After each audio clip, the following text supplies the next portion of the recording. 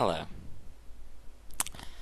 This question is about how technology has been used in the process of constructing my product.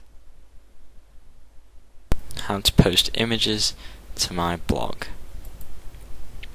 To post images on my blog, I had to create a Google Mail account, firstly, which is actually is a compulsory part of the course in the manner that we are tackling it.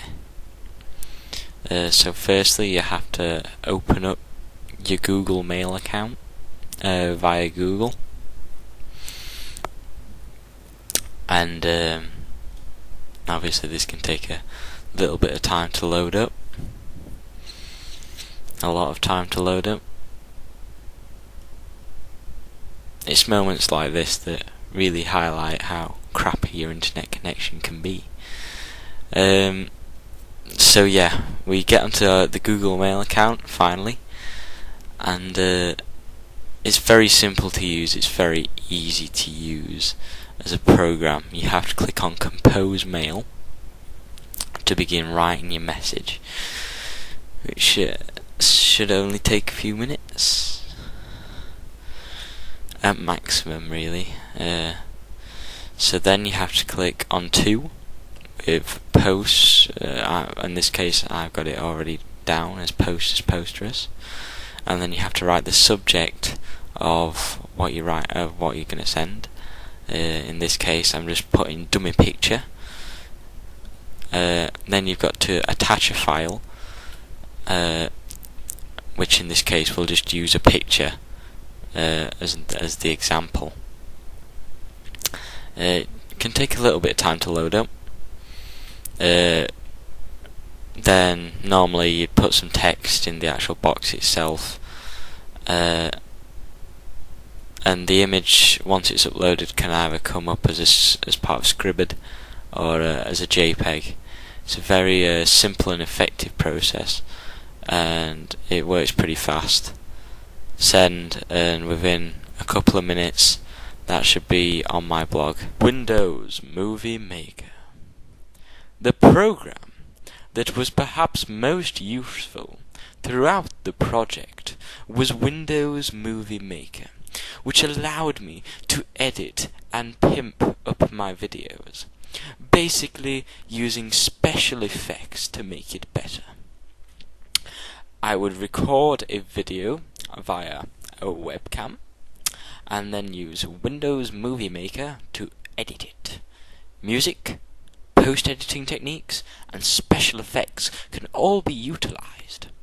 This makes the videos look more professional, and it is very easy to use, but it could have a wider variety of effects to use and better presentation of the title and credits. Now, digital SLRs are the next topic. Digital SLRs are complex to use, but they have a lot of settings and are very versatile. I use the Canon 400D SLR. It took a lot of work to operate, but after a brief introduction by the media technicians and some experimentation in the studio, I got the images I wanted to with a grainier feel. This technology, I cannot stress, is extremely important, because for a magazine, the pictures give it personality. They grab the people's eyes the most.